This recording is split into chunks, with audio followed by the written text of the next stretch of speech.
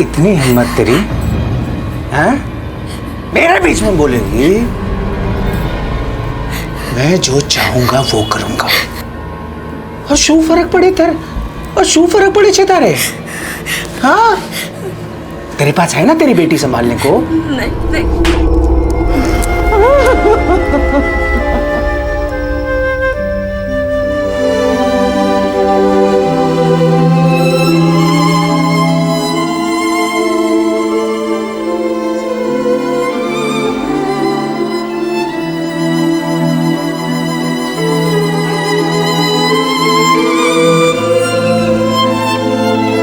मार्च 2015 के एक स्वतंत्र सर्वे के अनुसार भारत में लगभग 84% महिलाएं घरेलू हिंसा का शिकार हैं और इस सर्वे का समर्थन खुद भारतीय योजना आयोग ने भी किया है। इस आंकड़े से साफ जाहिर है कि घरेलू हिंसा का यह अभिशाप हमारे अंदाजे से काफी बड़े स्तर पर आज भी प्रचलित है। घर बैठे आप और हम सोच में पड़ जाते हैं कि कोई महिला क्यों और कैसे इतना जुल्म सह सकती है, क्यों और कैसे किसी पुरुष का आचरण एक जानवर की तरह हो जाता है, आखिर क्यों और कैसे कोई औरत प्रतिदिन ये हिंसा सहते हुए भी बिना किसी प्रतिकार के अपनी जिंदगी जिए जाती है। मोड़ू थर्षे बेटा, जल्दी कर, बस आ जाएगी, चला। अरे किरण, जूते कहाँ हैं? हाँ, यही नीचे रखे हैं। आजा, बैठ जा। हाँ, चलो, मुंह खोलो, खोलो खोलो खोलो। शाबाश, गुड गर्ल। नहीं, मैं देती हूँ। मैं कर लूंगा, तुम जाओ खिलाओ।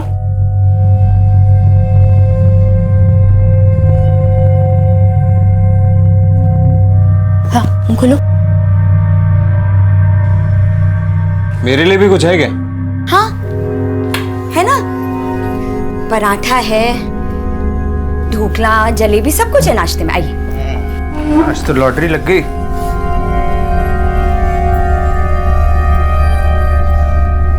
चल, मुंह खोल। ये नमक की गोनी तुम्हारे मायके से आई थी क्या? पूरी गोनी डाल दी इसमें?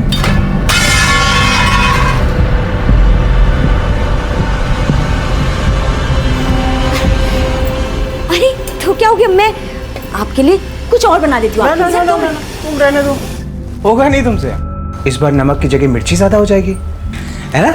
और सुनो, रात को भी आराम ही करना, मेरे लिए खाना बनाने की जरूरत नहीं है, मैं लेट हो जाऊंगा। अरे शारदा बहन, केम छो? आज बहुत दिन बाद नजर आई। मजे में विनोद भाई, जुओ ने रोज किचन में काम से, खाना बनाने से फुर्सत ही नहीं मिलती है। खाना, इस नाकामी को भी खाना बनाना सिखा दो, और कुछ नहीं तो कम से कम खाने का सुख तो मिले। घर में बच्चा संभालने के अलावा और भी काम होते हैं, कुछ नहीं आता।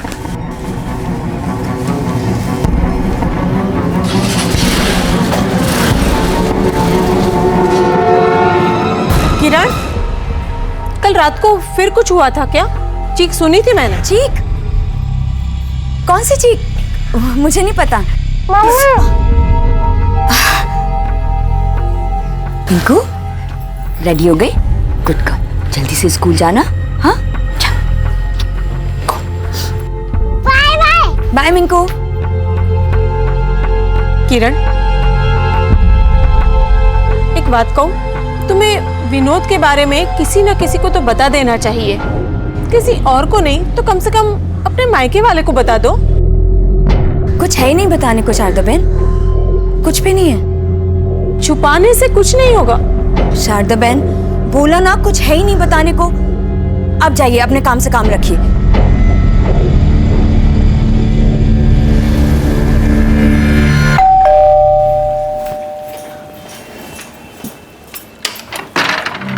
हाय प्रणय, आओ अंदर आओ, बैठो और बताओ कैसे हो? क्या? मैं कैसा हूं? किरण, तुम नॉर्मल बिहेव करने की कोशिश क्यों कर रही हो? तुमने मां से झूठ कहा, लेकिन मैं जानता हूं इस घर में क्या हो रहा है। किरण, मैं फिर कह रहा हूं, जो हो रहा है वो सहन मत करो, आवाज उठाओ उस आदमी के खिलाफ। अगर कुछ हुआ तो मैं हूं ना। प्रणय, मुझे पता है कि तुम मेरे बहुत अच्छे दोस्त हो और तुम्हें मेरी चिंता है, लेकिन विनोद के बारे में आगे से फिर कुछ मत बोलना, वरना मैं। किरण प्लीज, मैं तुम्हें ऐसे नहीं देख सकता। देखो प्रणय, जो तुम्हारी माँ को बोला था वही तुम्हें बोल रही हूँ। अपने काम से काम रखो और प्लीज जाओ यहाँ से। ठीक है।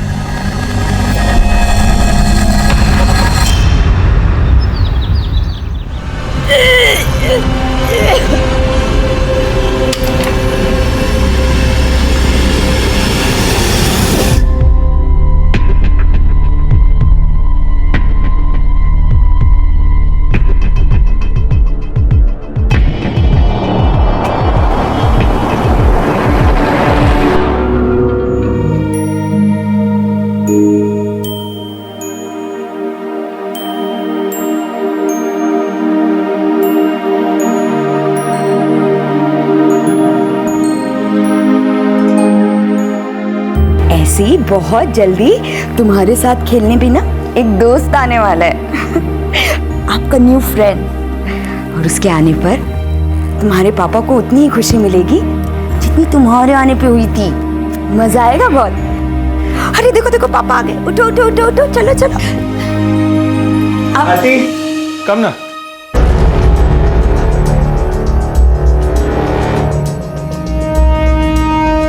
हम लोग आप इसे घर पे? यानी प्लीज ये सब यहाँ नहीं चलेगा। अरे कम से कम मिंकू के बारे में तो सोचिए, इसमें क्या बीतेगी प्लीज। विनोद, मैंने तुमसे पहले ही कहा था कि घर से बाहर मिलते हैं। एक मिनट में बात कर रहा हूँ। नहीं नहीं विनोद, मैं बाहर तुम्हारा वेट करती हूँ। ओके।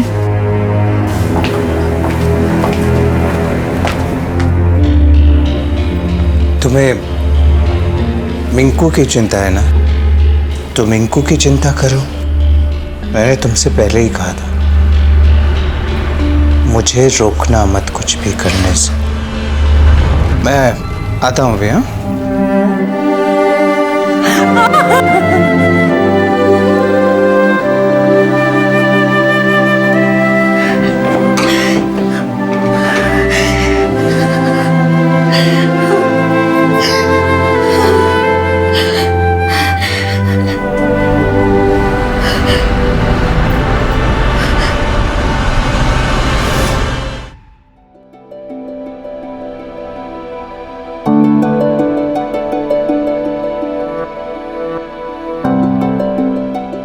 I'm sorry.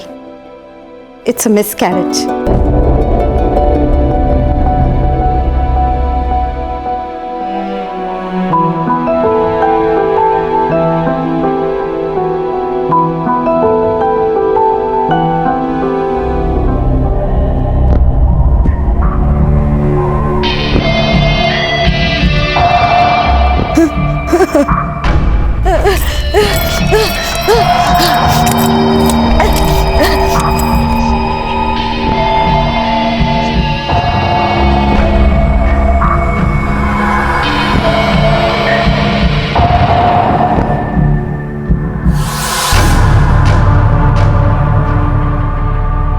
हाँ अमेपन, हाँ आता हूँ, किरण को लेके ही आऊंगा।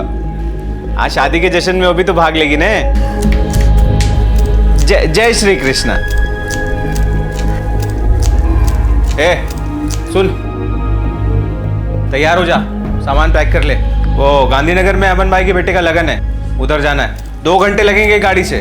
और सुनना, वो मिंकू को शारदा बहन ने पैसे छोड़ दे, नहीं तो रास्ते पर ना वो पे पे उल्टी रोना चिल्लाना वो सब झंझट में नहीं पड़ना है, समझी ने? ए तू भी अपना जरा रोनी सूरत ठीक कर, थोड़ा हंस खुश रहे। Full time tragedy queen Meena Kumari, समझी ने?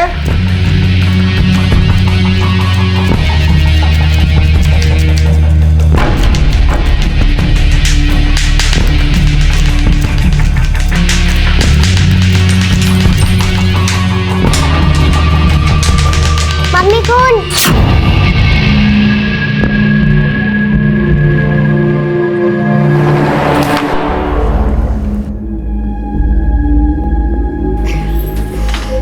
शारदा बहन, मिंकू को एक रात के लिए आपके पास छोड़ना था। मैं और विनोद एक शादी के लिए गांधीनगर जा रहे हैं। इसी बहाने हमको थोड़ा टाइम अकेले में मिल जाएगा चीजें सुधारने के लिए। तुम्हारी स्थिति है जाने जैसी, तुम्हारी तबीयत ठीक हो जाएगी। हो सकता है रात को वहीं रुकना पड़े। अरे कहीं वांधो नहीं, लेकिन अपनी तबीयत का ख्याल रखना। हाँ चलती। हाँ मिंकू बेटा शैतानी नहीं करना। हाँ आऊं छू।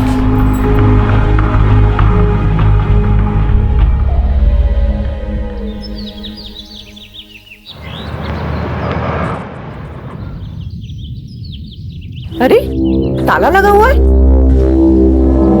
ये कहाँ गए? विनोद ने तो बोला था कल रात में शादी में आऊंगा, वहां पर भी नहीं आया, घर पर भी नहीं है। कहाँ गए होंगे ये लोग?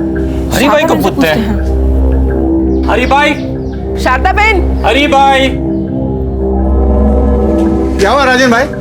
अरे आपको पता है ये लोग कहाँ गए? नहीं तो। वो शादी में जाने का बोल के गए थे, पर शादी में तो आए नहीं वो लोग। राजन भाई सुबह से हम भी परेशान है। मिंकू का हाल देखो, कितना रो रो के बुरा हाल हो गया उसका। ये लोग गए तो कहाँ गए?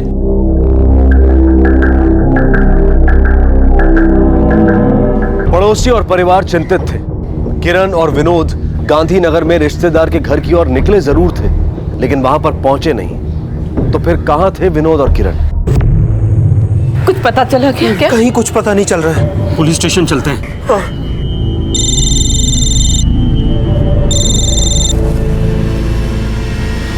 क्या?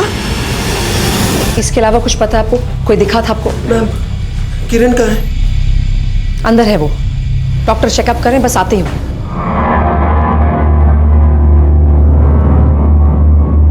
विनोद विनोद क्या છે?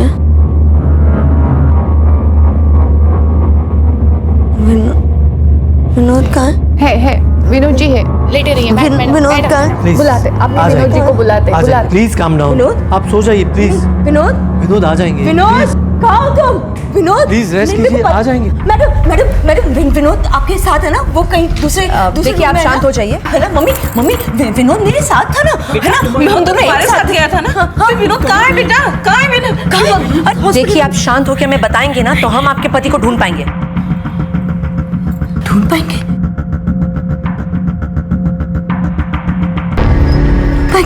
क्या मतलब है आपका? हाँ ढूंढ पाएंगे इससे क्या मतलब है? Ma'am she needs rest. नहीं। सर में गहरी चोट आई, she needs rest. I understand. चलिए मैडम हम सब बाहर चलते हैं। आप समझ नहीं रही है। Nurse injection. चलिए आप लोग बात सुने। मैडम उन लोगों ने विनोद को नहीं उन लोगों ने विनोद को कहीं, आप लोग समझ नहीं रहे। विनोद मेरे साथ ही था। विनोद सु तो हमारी दिख रही है। सु करियो विनोद है। विनोद नहीं मारा होगा उसको।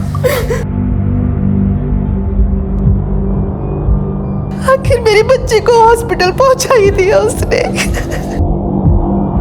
क्या बोल रही हो आप? हाँ एक तो मेरा बेटा घूम गया, मैं वैसे परेशान हूँ, और आपको कुछ समझ में नहीं आ रहा है? कुछ भी बोल रहे हैं आप। हॉस्पिटल में हुए इस वाकये ने किरण और विनोद के रिश्ते पर रोशनी डाली।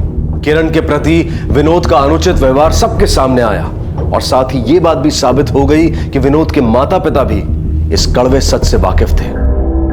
कल रात को हम लोग टैक्सी में बैठे, टैक्सी वाला हमें एक सुनसान जगह ले गया। उसने गाड़ी रोकी, बोला गाड़ी में कुछ गड़बड़ है, वो पानी लेने चला गया। फिर अचानक से दो लोग ऐसे सर पे रुमाल बांध के गाड़ी में घुसे और जबरदस्ती मेरे जेवर खींचने लगे। विनोद ने उन्हें रोकने की कोशिश की, मैंने भी कोशिश की, और फिर अचानक से किसी ने मेरे सर पे बहुत तेज वार किया। बस इसके अलावा मुझे और कुछ याद नहीं है।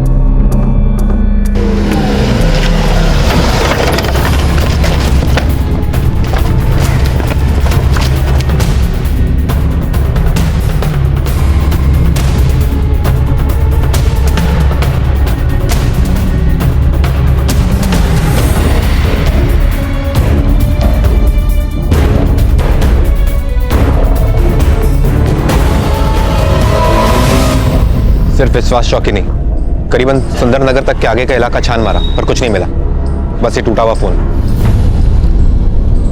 मुझे ये चोरी का मामला नहीं लग रहा है ठक्कर। किरण की उंगलियों पे अंगूठियां हैं, वो भी महंगी वाली।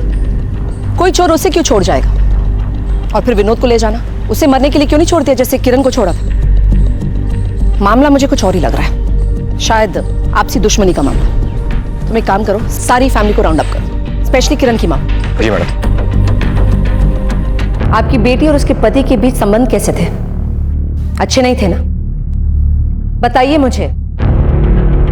ये मार तो तुम्हारी छोकरी ने, बहुत मार तो। और आपने कुछ भी नहीं किया, ये जानते हुए भी? मैं विधवा हूं और मेरा बेटा और बहू अपने काम में व्यस्त रहते हैं, मुश्किल से मुझे संभालते हैं। तो मैं क्या करती? मेरा बेटा कभी ऐसा कुछ कर ही नहीं सकता। अरे झगड़े तो हर मियाँ बीवी में होते ही रहते हैं, और उसने कभी भी अपनी पत्नी के बारे में कोई शिकायत नहीं की हमसे, बल्कि वो ही हमेशा हर छोटी छोटी बात पे उससे झगड़ती रहती थी। और आप लोगों को यकीन है कि ये मामूली झगड़े थे?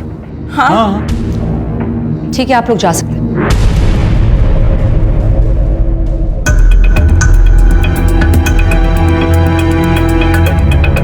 मामूली झगड़े, ये मामूली झगड़े थे कि डोमेस्टिक वायलेंस? पता लगवाना पड़ेगा ठक्कर, तुरंत। जी मैडम। किरण तो बहुत अच्छी है साहब, उसकी किसी से क्या दुश्मनी, वो तो खुद ही विनोद से परेशान थी। हाँ, विनोद के जरूर बहुत सारे दुश्मन रहे होंगे, निर्दयी मानस। उसे तो अपना बच्चा खो जाने का दुख भी नहीं था, मैंने उसके चेहरे पे जरा भी दुख नहीं देखा था। बच्चा खोने का? हाँ साहब, किरण के पेट में 3 महीने का बच्चा था। अरे सर, उस आदमी को वैसे भी जीने का कोई हक नहीं था। अपनी बीवी को इतनी बेरहमी से मारता था, पीटता था, इतना बुरा बर्ताव करता था। अच्छा वो मर गया। मैडम ऐसे तो किसी पे शक नहीं हुआ सिवाय उस प्रणय के। पड़ोसी शारदा बहन का बेटा, उसे विनोद पे बड़ा गुस्सा था, कह रहा था अच्छा हुआ जो मर गया। हो सकता है कि उसी ने विनोद को कुछ किया हो। अगर उसने कुछ किया होता तो शायद इतने खुले से नहीं कहता वो, लेकिन ये भी हो सकता है कि वो हमें गुमराह करने की कोशिश कर रहा है। मैडम एक और बात, विनोद के नाम पे एक इंश्योरेंस भी थी, पता चला है। उसके पेपर्स मैंने मंगवाए, विनोद के इंश्योरेंस पेपर्स मैम। 75 लाख का इंश्योरेंस, बेनिफिशियरी किरण धेड़िया। मतलब विनोद के मरने का सबसे ज्यादा फायदा उसकी बीवी को होने वाला था, किरण को।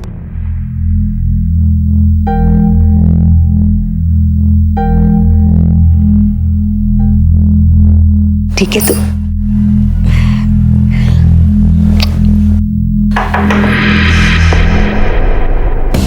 मिस धेड़िया, अरे आराम से बेटा, उतावट શું કામ કરે છે? मैडम, मेरे पति का कुछ पता चला? आई एम सॉरी, अभी तक उनका कुछ पता नहीं चला। आपको कुछ और याद आया जिससे हमारी हेल्प हो सके? नहीं, कुछ भी नहीं। अच्छा, आपको ये तो याद होगा ना कि आपके पति के नाम का एक इंश्योरेंस पॉलिसी है, विनोद के नाम का बीमा। बीमा? नहीं, मुझे नहीं पता। वो मुझे सारी बातें बताते ही कहाँ थे। आयशो, मैडम, आपको ये लग रहा है कि ये सब मैंने करवाया है? ये विनोद के साथ आप ऐसा सोच भी कैसे सकती है मैडम?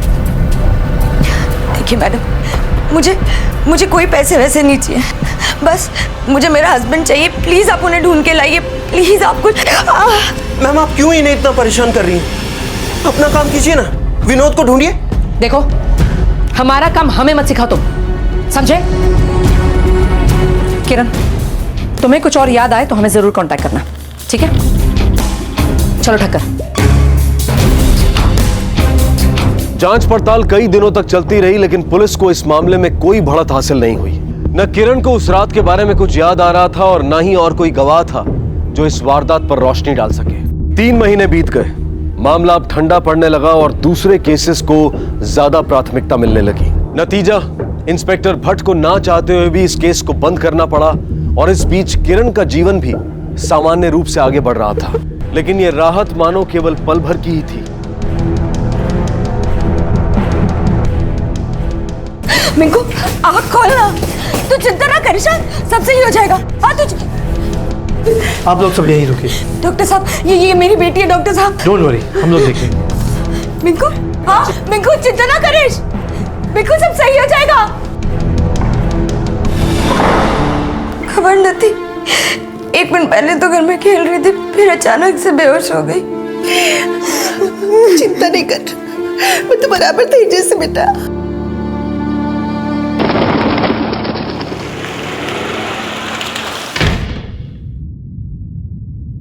डॉक्टर साहब, मेरी बेटी मिंकू। बच्ची के दिल में छेद है, ऑपरेशन करना जरूरी है। अभी तो मैंने दवाइयां दे दी है, पर ऑपरेशन तो करना ही पड़ेगा।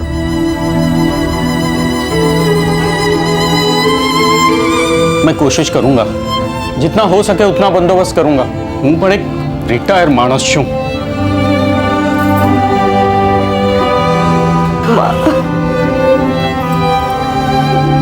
बेटा ना, अगर बीमे की रकम मिल जाती तो આપણને મદદ થઈ જશે।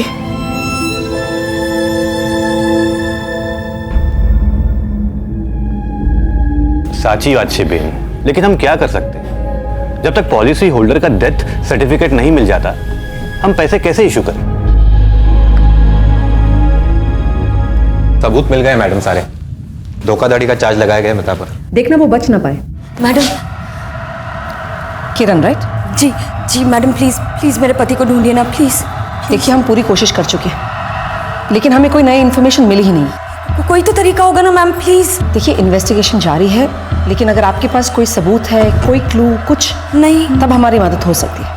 नहीं मेरे पास कुछ नहीं, पर आप कुछ तो कर सकते हैं ना ma'am, please. I am sorry ma'am, लेकिन आप कुछ तो, आई एम रियली सॉरी, कुछ तो कर सकती है ना मैडम। किरण किसी भी तरह पैसों का इंतजाम करना चाहती थी। वो अपने एक बच्चे को पहले ही खो चुकी थी और दूसरे को किसी भी कीमत पर नहीं खोना चाहती थी।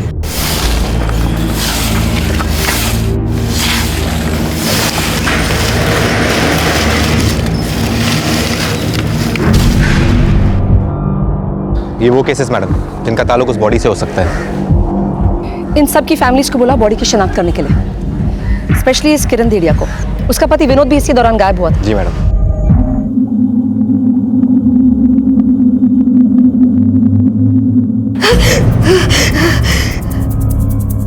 ये मेरा डिक्रो नत्ती नत्ती, ये मेरा बेटा नहीं हो सकता। ये नहीं हो सकता, मेरा बेटा नहीं हो सकता, हमारा बेटा ये नहीं हो सकता। आ नहीं हमारो दिक्रो नहीं।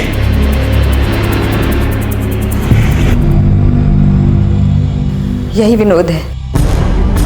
नहीं, गलत बोल रही है ये, गलत बोल रही है ये, हमारा बेटा नहीं हो सकता। माता पिता कह रहे हैं कि वो लाश उनकी बेटी की नहीं, और पत्नी कह रही कि उसी की पति की लाश है। समझ में नहीं आ रहा। एक काम करो ठक्कर, डीएनए सैंपलिंग मंगाओ, उससे तो जरूर हमें पता चल जाएगा कि कौन सही है कौन गलत। एक और बात बहुत अजीब है मैडम, किरण ने कितनी आसानी से उस जली हुई लाश को अपने पति की लाश होने का दावा किया। मैं भी वही सोच रही हूँ। एक्चुअली मुझे उस किरण पे पहले से शक है। तुम ही सोचो ना ठक्कर, एक औरत रोज घरेलू हिंसा की शिकार होती, उसी हिंसा की वजह से वो अपने कोख में पलते हुए बच्चे को खोती है, और फिर उसे बार बार डर रहता है कि उसकी दूसरी बच्ची जो है उस पर भी कभी भी वार हो सकता है। उसका कभी ना कभी आपे से बाहर जाना तो लाजमी है उसका। वो उसने ऐसा क्यों किया मेरी समझ में आ रहा, लेकिन कैसे किया ये समझ में नहीं आ रहा। एक काम करो ठक्कर साहब, उसे मिंकू की बहुत चिंता है। दिन रात वो मिंकू के इलाज के लिए पैसा जोड़ने में लगी हुई है। अगर ऑपरेशन जल्दी नहीं हुआ तो कॉम्प्लिकेशंस बढ़ सकती हैं। बच्चे की हालत बहुत बुरी है मैडम, इलाज के लिए ऑपरेशन की जरूरत है और ऑपरेशन के लिए पैसे। मैडम जी, ये मेरे बेटे विनोद की पुरानी मेडिकल रिपोर्ट्स मिल गई है। इससे आपको पता चल जाएगा कि जली हुई लाश मेरे बेटे की नहीं है। देखिए, जैसे हमें कुछ पता चलता है हम आपको जरूर इन्फॉर्म करेंगे। थैंक यू जी, नमस्ते। नमस्ते ठक्कर, ये बहुत अच्छा हो गया। अब हमें पता चल जाएगा कि वो बॉडी विनोद की है भी कि नहीं। चेक करो। Yes ma'am. चलो।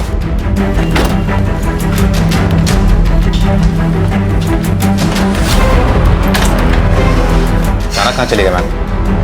पता करना पड़ेगा, चलो। मैडम, यही प्रणय। किरण कहाँ है, कुछ आइडिया है तुम्हें? ये लोग तो हॉस्पिटल गए हैं, मैं भी वहीं जा रहा हूँ। किरण की बेटी मिंकू की तबीयत बहुत खराब हो गई। तुम जाओ, हम वहीं आ रहे हैं। चलो। देखिए थोड़े से भी पैसे मिल जाएंगे ना तो मेरी बहुत मदद हो जाएगी। मेरी बेटी का सवाल है, उसका ऑपरेशन ड्यू है, प्लीज कुछ मैं आपसे बाद में बात करती हूँ। इतना ही मैनेज हो पाया। I am sorry, I know ये समय शायद सही नहीं है, लेकिन हमारे पास एक गुड न्यूज है तुम्हारे लिए। जो लाश हमें मिली थी वो तुम्हारे पति की नहीं है, विनोद दहरिया की नहीं है। नहीं है? अरे ऐसे कैसे नहीं है? ऐसे कैसे नहीं है मैडम? आपको कोई गलतफहमी हुई है? देखिए हमें कोई गलतफहमी नहीं हुई, वो लाश तुम्हारे पति की नहीं है, हमने डीएनए टेस्ट करवा किया। नहीं मैडम, आप समझ नहीं रही हैं। मैंने उन्हें कोई गलत कंट्रोल योरसेल्फ। नहीं आप प्लीज, मैं आप समझने की कोशिश क्यों नहीं कर रही है? मैंने उनकी बॉडी को पहचाना, मैं जानती हूँ वो वही है, वो मर चुके हैं। तुम्हें कैसे पता है वो मर चुका है?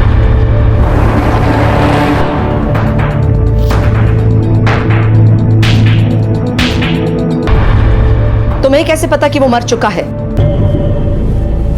कि वो जिंदा होते तो किसी तरह तो मुझे कांटेक्ट करने की कोशिश करते, फोन करते, घर पे आते, कुछ तो करते। वो जो हमने कहना था कह दिया।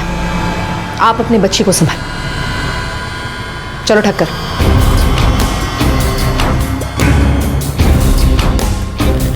वो पैसे जमा करते हैं। मैडम अब मुझे भी लग रहा है कि आपका अंदाजा सही है। किरण जरूर विनोद के गायब होने से कनेक्टेड है, पर बात वहीं आके थम जाती है। मोटिव तो फिर भी धीरे धीरे क्लियर हो रहा है, लेकिन कैसे? एक काम करो ठक्कर, किरण के सारे फोन रिकॉर्ड्स निकलवाओ, पता तो चले कि किस किस के कांटेक्ट में थी। Yes madam. और नहीं रुक सकते, ऑपरेशन अभी करना होगा। आप लोग जल्दी से पैसे डिपॉजिट करवाइए। देख बेटा, तू बिना बिना राजन भाई से अभी क्या भी बात कर। मिंकू की जिंदगी का सवाल है ना। माँ आप उनसे बात करो, मैं घर से बचे जेवर लेकर आती हूँ।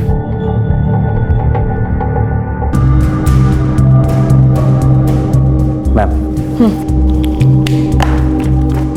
नर्स है अस्पताल में जहां किरण का इलाज चल रहा था। मैं कुछ भी नहीं जानती मैडम, और ये किरण जी को तो मैं जानती भी नहीं हूँ। अच्छा, लगता है जेल की हवा खाकर ही तुम्हारी याददाश्त वापस आने वाली है। फिर शायद तुम्हें याद आ जाएगा कि तुम किसको जानती हो किसको नहीं। अरेस्ट करो इसे। नहीं मैडम, बताती हूँ, सब सच बताती हूँ। हाँ, किरण जी ने मुझे कहा था एक बॉडी अरेंज करने के लिए। प्लीज सिर्फ आप ही मेरी मदद कर सकती हैं। मेरी बेटी की जिंदगी का सवाल है, प्लीज। देखिए मैं इसमें आपको कोई मदद नहीं कर सकती, आई एम सॉरी। प्लीज समझने की कोशिश कीजिए। मैं रुपए मिलते ही आपको आपके 1 लाख रुपए दे दूंगी। प्लीज मेरी बेटी के लिए प्लीज मेरी मदद कर दीजिए। और उसके लिए वो मुझे पैसे भी देने वाली थी, लेकिन मैडम उन्होंने ये कहा था कि ये सब अपनी बेटी की जिंदगी बचाने के लिए कर रही है, बस इसके लिए मैंने ये सब किया। तुमने कानून के साथ खिलवाड़ किया है। ले जाओ इसे। मैडम ले जाओ।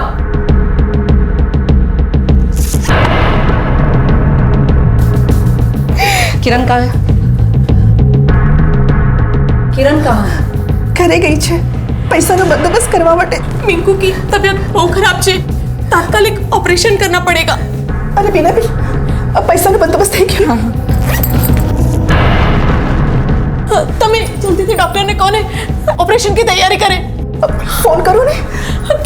किरण को जल्दी फोन करो। 1 मिनट, किरण को कोई फोन नहीं करेगा, आप लोग ऑपरेशन करवाइए। सलाकी जी, तुम यही रहो, इन सब पे नजर रखना। चलो ढक्कर। Yes ma'am.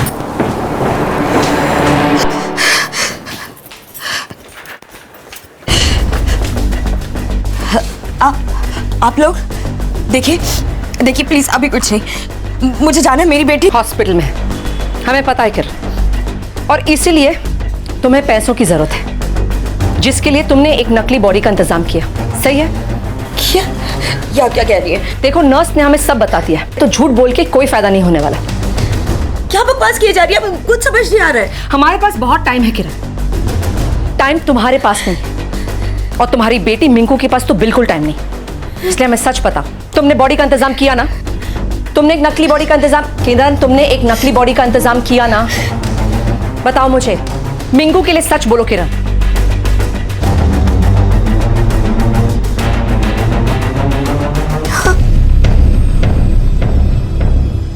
और और बॉडी का इंतजाम तुमने इसलिए किया क्योंकि तुमने अपने पति को मारा।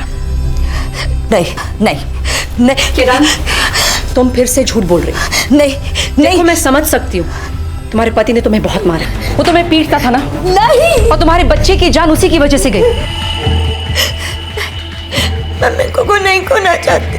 तो तुम्हें मुझे सच बताना होगा किरण, तुमने अपने पति को मारा है ना किरण? बताओ किरण। नहीं किरण, उसने तुम्हें मजबूर किया, इसे तुमने उसे मार डाला। नहीं, तुम्हें सच बोलना होगा किरण। नहीं, तुम्हें एक डेथ सर्टिफिकेट की जरूरत है मिंकू की जान बचाने के लिए। सिर्फ तुम्हें बचा सकती हो सच बोलकर किरण। मैं मिंकू को नहीं खोना चाहती। तो तुम्हें मुझे सच बताना होगा किरण, तुमने अपने पति को मारा है ना किरण? बताओ किरण। नहीं किरण, उसने तुम्हें मजबूर किया, इसे तुमने उसे मार डाला। नहीं, तुम्हें सच बोलना होगा किरण। नहीं, तुम्हें एक डेथ सर्टिफिकेट की जरूरत है मिंकू की जान बचाने के लिए। सिर्फ तुम्हें बचा सकती हो सच बोलकर किरण। उसने मेरे बच्चे को मार डाला। वो इंसान नहीं, वो हैवान था, हैवान। मुझे उसे रोकना था हमेशा के लिए। उसकी बॉडी कहाँ है किरण? बताओ मुझे, उसकी बॉडी कहाँ है? ऐसी हालत में उसकी पूरी बॉडी छिपाना मुश्किल था, इसलिए मैंने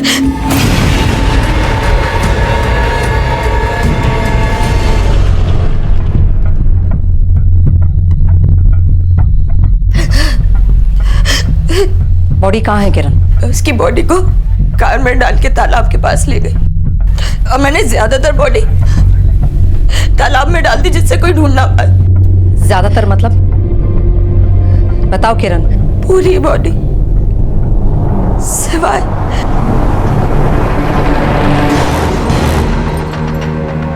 खुदवाओ उसे।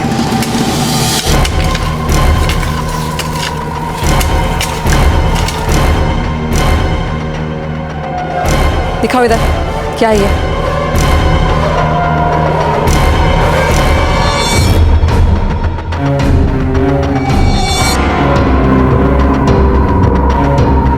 खोलो उसे।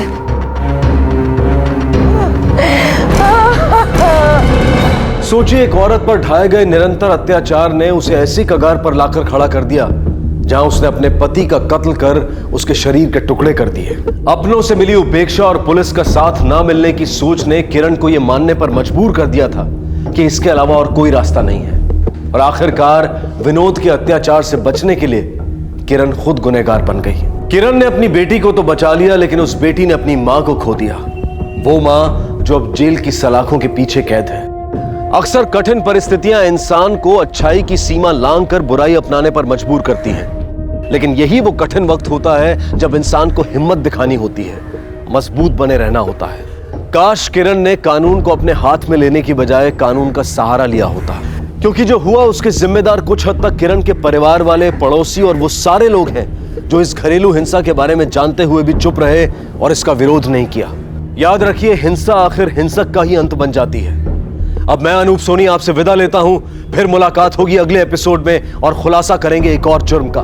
तब तक अपना और अपने परिवार का ख्याल रखें और देखते रहें क्राइम पेट्रोल डायल 100। सबक एक को सीख हम सबको।